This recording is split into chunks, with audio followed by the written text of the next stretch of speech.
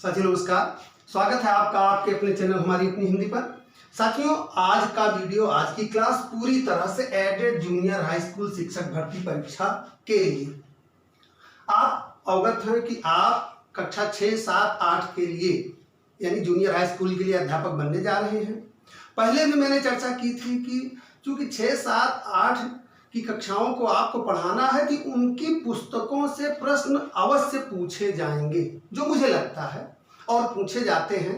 जो पाठ्यक्रम होता है जिसके लिए आप अध्यापक बनने जा रहे हैं, जिस पद के लिए आप चयनित होने जा रहे हैं, उनके पाठ्यक्रम से प्रश्न होते हैं। तो आज के वीडियो में हमने कक्षा 6, 7, 8 की बेसिक शिक्षा परिषद की हिंदी की जो पुस्तक है उसके जो पाठ हैं, सभी पाठों से जो आपके लिए परीक्षा उपयोगी बिंदु हो सकते हैं उन पर चर्चा करेंगे। तेजी से ज़्यादा समय न खराब करते हुए जो मुख्य बिंदु हैं उन्हीं पर चर्चा होगी, जिससे वीडियो बहुत बड़ा न होगा। तो पहले कक्षा 6 की पाठ्य पुस्तक पर चर्चा होगी। पाठ का नाम क्या है, पाठ के मुख्य बिंदु क्या हैं, लेखक या कवि कौन है, लेखक या कवि के बारे में, उनकी रचनाएं या उनके व्यक्तित्व के बारे में भी मतलब जो पुस्तक में दिया गया है उतनी ही चर्चा होगी, बहुत विस्तृत चर्चा नहीं होगी। तो आइए आज की चर्चा शुरू करते हैं। एडेड जूनियर हाई स्कूल शिक्षक भर्ती परीक्षा हेतु कक्षा 6 की पाठ्य पुस्तक हिंदी की जो है बेसिक शिक्षा परिषद की, उसका जो पाठ्यक्रम है उस पर तेजी से चर्चा करते हैं। साथियों इसमें देखिए कक्षा 6, जैसा मैंने पहले बताया कि यह कक्षा 6 की पुस्तक पर चर्चा शुरू हो रही है। कक्षा 6 की पुस्तक का पहला पाठ है साथियों, कविता है चिरमहान। चिरमहान कविता पंत जी, सुमित्रा पंत जी द्वारा रचित है। पंत जी का जन्म 1900 में हुआ था, मृत्यु 1977 में हुई थी, कौसानी उत्तराखंड में, अल्मोड़ा जनपद में है। पंत जी की मुख्य रचनाएं वीणा, ग्रंथ, पल्लव, गुंजन, चिदंबरा। और चिदंबरा पर यह जो सबसे महत्वपूर्ण तथ्य है इसको ध्यान दीजिए, चिदंबरा पर 1968 ईस्वी में पंत जी को ज्ञानपीठ पुरस्कार मिला था। बहुत ही महत्वपूर्ण बिंदु है ये। 1961 में सुमित्रानंदन पंत जी को भारत सरकार द्वारा पद्म भूषण की उपाधि से भी सम्मानित किया गया था। चलिए पाठ इसमें देखिए, इस पाठ का जो एक महत्वपूर्ण बात है, पंक्तियां पूछी जाती हैं, पंक्तियां किस पाठ की हैं, किस कवि की हैं। ये चिरमहान कविता पंत जी ने लिखी द्वारा रचित है। और उसकी देखिए जो महत्वपूर्ण पंक्ति है कि जगजीवन में जो चिरमहान सौंदर्य पूर्ण और सत्य प्राण, मैं उसका प्रेमी बनूनाथ जो हो मानो के हित समान। यह लाइन आप कोट कर लीजिए, अंडरलाइन कर लीजिए, बहुत महत्वपूर्ण है। यह पूछी जा सकती है कि यह पंक्तियां किसके द्वारा रचित हैं। ठीक है। पाठ 2 देखिए, पाठ 2 है अपना स्थान स्वयं बनाइए। यह कहानी है, इसके रचयिता कन्हैया लाल मिश्र प्रभाकर हैं। इनकी रचनाएं देखिए, कन्हैया लाल मिश्र प्रभाकर की बहुत प्रसिद्ध रचना है बाजे पायलिया के घुंघरू। दूसरी महत्वपूर्ण रचना दीप जले शंख बजे। अगली रचना तपती पगडंडियों पर पदयात्रा और माटी हो गई सोना। ये चारों बहुत महत्वपूर्ण और बहुत चर्चित रचनाएं हैं, इसको देख लीजिए। इस कहानी का एक अंश देखिए, जो एक वित्त मंत्री उसमें पात्र है, वो कहता है, ये कथन है, इसको देख लीजिए, पूछा जा सकता है, महत्वपूर्ण है। हुजूर पैसा हो तो मैं भी हुजूर पैसा तो मैं भी डाल सकता था। ध्यान से देखिएगा, ये देखिए इन्वर्टेड कामा में है, हुजूर पैसा तो मैं भी डाल सकता था, पर यदि पैसा कम है तो इसके लिए पूछताछ न हुई तो इससे अफसरों में बेईमानी और ढील पैदा होगी। ये कथन याद कर लीजिए, किस कहानी से है, अपना स्थान स्वयं बनाइए कहानी से है। इसके लेखक कन्हैया लाल मिश्र प्रभाकर। ठीक है। तीसरे पाठ की ओर बढ़ते हैं। तीसरा पाठ है साथियों, आप भले तो जग भला। ये व्यंग्यात्मक निबंध है, इसके लेखक श्रीमन नारायण हैं। इनकी 2 रचनाएं बहुत प्रसिद्ध हैं, रोटी का राग और मानव। ठीक है।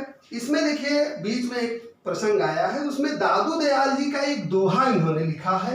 यह बहुत चर्चित दोहा भी है दादू दयाल का, तो इसको भी आप देख लीजिए। हो सकता है क्योंकि वो कक्षा 6 की पाठ्य पुस्तक में संकलित है, तो संभव है कि वो पूछा जाए। निंदक बाबा वीर हमारा, बिनही कौड़ी बाहे बिचारा। बहुत ध्यान से देखिए, निंदक बाबा वीर हमारा, बिनही कौड़ी बाहे बिचारा। ये दादू दयाल जी का दोहा है, जो कि आप भले तो जग भला इस पाठ में बीच में चर्चा में आया है। ठीक है। चलिए चौथा पाठ है नीत के दोहे, जिसमें कबीर और रहीम के दोहे हैं, जिसमें से एक कबीर दास जी के दोहे का अंतिम पंक्ति जो है ये देखिए, माली सिंचय 100 घड़ा ऋतु आए फल होय। ये ध्यान दीजिए, क्योंकि पंक्ति पूछी जा सकती है, बाकी और मुझे उसमें कुछ महत्वपूर्ण नहीं लगा आपकी परीक्षा की दृष्टि से। कबीर के दोहे से ये माली सिंचय 100 घड़ा ऋतु आए फल होय, ये कबीर दास जी की पंक्तियां हैं। आपने यहाँ 4 पाठ देख लिया, आइए 5वां पाठ देखते हैं। साथियों, पाठ 5 है मेरी माँ। यह महान क्रांतिकारी राम प्रसाद बिस्मिल द्वारा उनकी फांसी के पहले अपने माँ के प्रति जो भावना व्यक्त की गई है, एक पत्र की तरह है। ये लिखा गया है मेरी माँ। पाठ जो है ये राम प्रसाद बिस्मिल द्वारा लिखा गया है। राम प्रसाद बिस्मिल जी बहुत अच्छे साहित्यकार भी थे। उन्होंने अपने बहुत छोटे से जीवन में अनेक रचनाएं भी की। उनकी एक प्रमुख रचना है निज जीवन की छटा, अगली रचना है मन की लहर। यह देखिए, बोल सेविकों की करतूत, ये प्रायः चर्चित रहती है। कैथोराइन, ये इनकी 4 पुस्तकें हैं, इनको ध्यान से देख लीजिए। इसमें देखिए एक बहुत तथ्य जो है वो मुझे लगा कि उपयोगी है, वो भी मैंने लिख लिया है कि बिस्मिल के क्रांतिकारी जीवन में उनकी माँ ने वैसी सहायता की जैसी मेजिनी की माँ ने की थी। यह प्रश्न हो सकता है कि बिस्मिल के क्रांतिकारी जीवन में उनकी माँ ने कैसी सहायता की थी, किस क्रांतिकारी की तरह सहायता की थी। तो जैसा मेजिनी की माँ ने उनकी सहायता की थी, वैसी ही सहायता बिस्मिल की माँ ने उनकी की थी। ठीक है। बिस्मिल की एक बहुत प्रसिद्ध लाइन है, सरफरोशी की तमन्ना अब हमारे दिल में है। ये उर्दू का शेर है, सरफरोशी की तमन्ना अब हमारे दिल में है, देखना है जोर कितना बाजुए कातिल में है।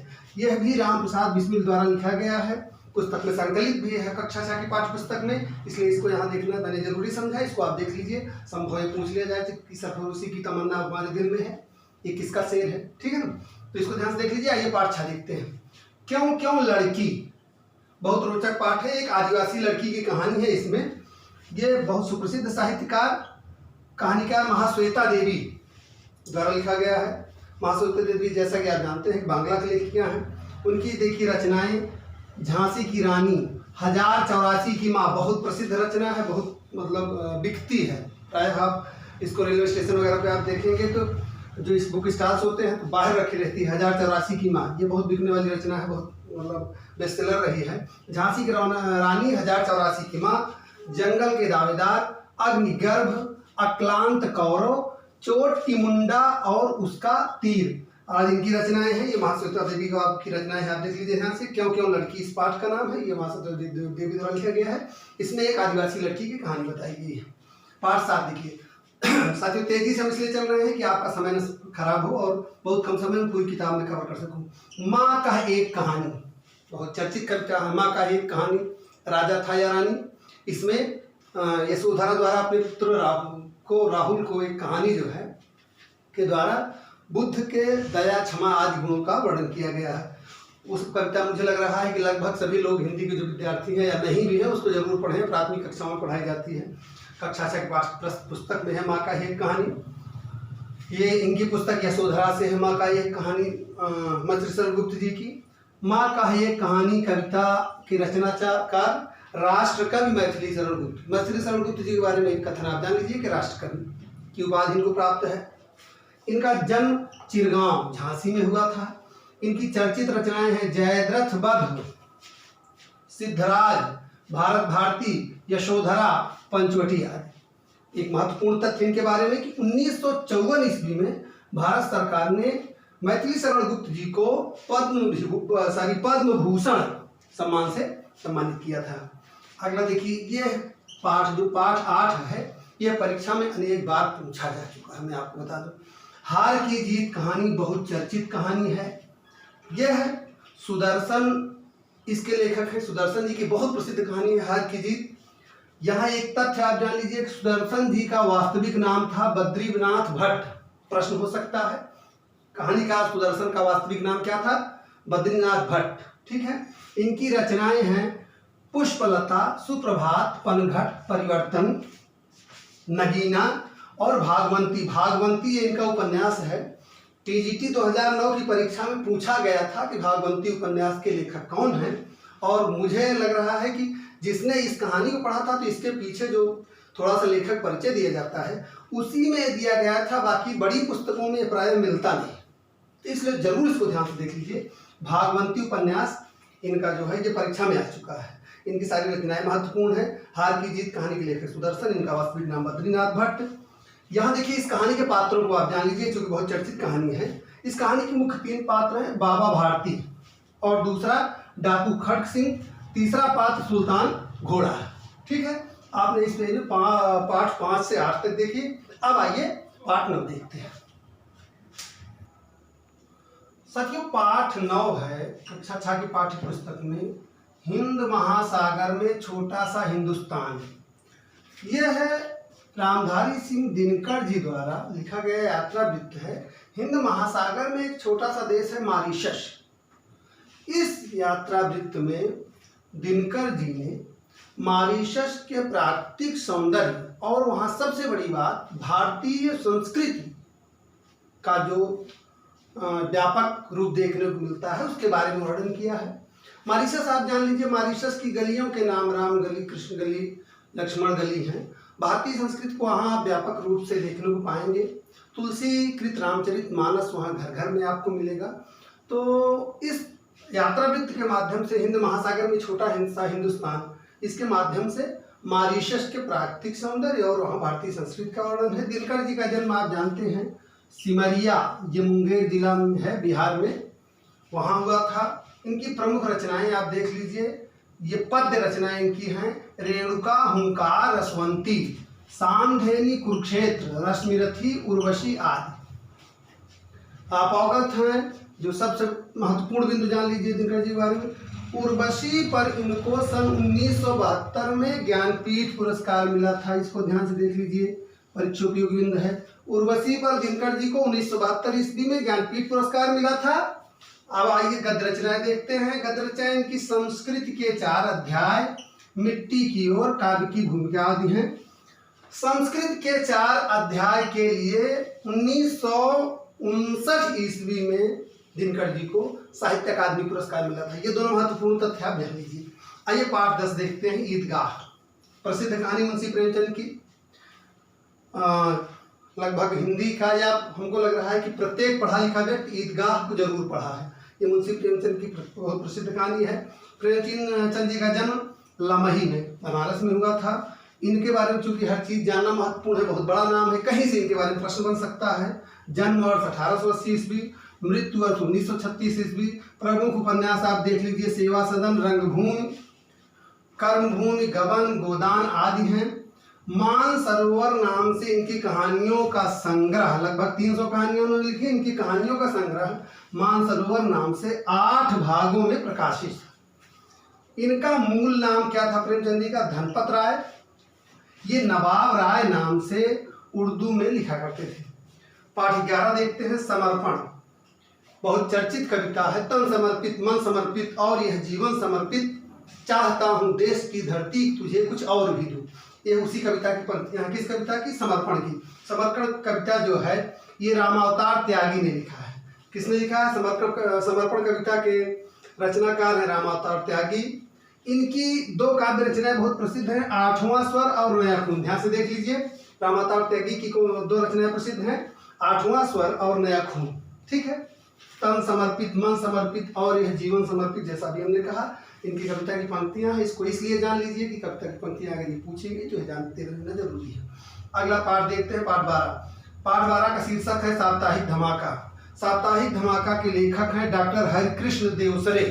डॉक्टर हरिकृष्ण देवसरे साप्ताहिक धमाका में इन्होंने एक बाल समाचार पत्र, बाल समाचार पत्र, बच्चों के समाचार पत्र के बारे में, साप्ताहिक धमाका पत्र में बारे में लिखा है। उस समाचार पत्र का शीर्षक ये साप्ताहिक धमाका ही है, जिसमें तमाम चटपटी खबरें छपती थी। उसके बारे में इन्होंने वर्णन किया है। ये जाने माने बाल साहित्यकार हैं। इन्होंने बाल साहित्य बहुत लिखा है, बच्चों का साहित्य। बाल पत्रिका, बहुत प्रसिद्ध बाल पत्रिका है पराग। पराग का संपादन इन्होंने सन 1984 से सन 1991 तक किया था। पराग पत्रिका का संपादन इन्होंने 1984 से 1991 तक किया था। आइए पाठ 13 देखते हैं। पाठ 13 में अमर शहीद भगत सिंह ने अपनी 2 पत्र उसमें हैं। ये पहला पत्र उन्होंने अपनी माँ और भाई को जेल से लिखा है। दूसरे पत्र में उन्होंने अपने मित्रों को दूसरा पत्र उन्होंने लिखा है, तो वह पत्र ही मूल रूप में वहाँ है। उसमें एक शब्द आपको महत्वपूर्ण है, इंकलाब। इंकलाब साथियों उर्दू का शब्द है। इंकलाब जिंदाबाद का नारा सरदार भगत सिंह ने ही दिया था। और इंकलाब का अर्थ जान लीजिए। इंकलाब का अर्थ होता है साथियों क्रांति। चलिए पाठ 14 देखते हैं, लोकगीत। लोकगीत इस पाठ के माध्यम से डॉक्टर भगवत शरण उपाध्याय ने लोकगीत के सांस्कृतिक महत्व पर प्रकाश डाला है इस पाठ में। ठीक है, पाठ 15 देखिए, खग उड़ते जाना, खग उड़ते रहना, खग उड़ते रहना, यह कविता है पाठ 15। यह गोपाल दास नीरज द्वारा रचित कविता है। इस कविता के माध्यम से उन्होंने मनुष्य को जीवन में क्रियाशील रहने, चलते रहने, एक्टिव रहने का संदेश दिया है। पाठ 16 देखते हैं, कौन बनेगा निगथऊ। कौन बनेगा निगथऊ, निगथऊ का अर्थ होता है राजा। साथियों इसमें यह मणिपुर की एक लोक कथा है। इस लोक कथा के माध्यम से पर्यावरण संरक्षण और राजा का प्रकृति और जनता के प्रति प्रेम प्रदर्शित किया गया है। आपने पाठ 16 तक देख लिया। अब आइए पाठ 17 देखते हैं। सच में यहाँ एक तथ्य देख लेते हैं। तुलसी सम्मान की चर्चा आई है पुस्तक में। तुलसी सम्मान मध्य प्रदेश सरकार द्वारा राष्ट्रीय स्तर पर जनजातीय लोक कथा के विकास में योगदान देने वाले को दिया जाता है। मध्य प्रदेश सरकार द्वारा राष्ट्रीय, ध्यान देने वाली बात यह है कि राष्ट्रीय स्तर पर दिया जाता है, मध्य प्रदेश सरकार द्वारा दिया जाता है। जनजातीय लोक कथा के विकास में योगदान के लिए एमपी सरकार द्वारा दिया जाता है, जिसका नाम तुलसी सम्मान है। इसकी स्थापना सन 1983 ईस्वी में हुई थी। ठीक है, चलिए आप पाठ 17 देखते हैं पाठ्य पुस्तक का। पाठ 17 है साथियों, बादल चले गए वह। बादल चले गए वह यह कविता है। इस कविता के रचनाकार त्रिलोचन जी हैं। त्रिलोचन जी के बारे में एक बहुत महत्वपूर्ण तथ्य जान लीजिए कि इनका वास्तविक नाम वासुदेव सिंह था। यह अनेक बार टीजीटी पीजीटी प्रतियोगी परीक्षाओं में पूछा जा चुका। क्योंकि मेरा इससे साक्षात्कार हुआ इसलिए मैं कह रहा हूँ कि अनेक बार ये टीजीटी पीजीटी परीक्षाओं में पूछा जा चुका है। इसको ध्यान से देख लीजिए। त्रिलोचन जी का वास्तविक नाम वासुदेव सिंह। इनका जन्म सुल्तानपुर में हुआ था 1917 ईस्वी में और इनकी मृत्यु साथियों 2007 ईस्वी में हुई थी। इनकी रचनाएं देख लीजिए। त्रिलोचन जी बहुत बड़ा नाम है, तो इसलिए इनको बहुत ध्यान से देख लीजिए। इनकी किसी भी रचना को आप छोड़ नहीं सकते। पहली रचना इनकी धरती देख लीजिए, महत्वपूर्ण है। गुलाब और बुलबुल, दिगंत, ताप के ताए हुए दिन। ताप के ताए हुए दिन इनकी बहुत महत्वपूर्ण रचना है। इस पर इनको साहित्य अकादमी पुरस्कार 1981 ईस्वी में, ताप के ताए हुए दिन पर त्रिलोचन जी को साहित्य अकादमी पुरस्कार 1981 ईस्वी में मिल चुका है। अगली रचना इनकी शब्द। उसके बाद में इस जनपद का कवि हूँ। इस जनपद का कवि हूँ, यह भी बहुत महत्वपूर्ण रचना है इनकी। यहाँ इनका जन्म का जनपद भी ध्यान दीजिएगा, क्योंकि उत्तर प्रदेश के रहने वाले हैं। उत्तर प्रदेश की परीक्षा है ये आपकी। तो ये जन्म इनका त्रिलोचन जी का सुल्तानपुर है, जन्म का जिला। ठीक है ना। उसके बाद इनकी अगली रचना देखिए, आर्धान और तुम्हें सौंपता हूँ चैती। ये इनकी महत्वपूर्ण रचनाएं हैं। पाठ 18 देखते हैं, बहादुर बेटा। बहादुर बेटा साथियों एक एकांकी है।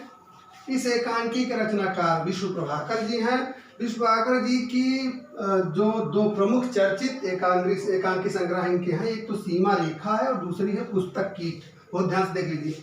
विश्व प्रभाकर जी के एकांकी संग्रह सीमा रेखा और पुस्तक की कीट। इनकी एक बहुत प्रसिद्ध रचना आवारा मसीहा, आप जानते हैं आवारा मसीहा क्या है।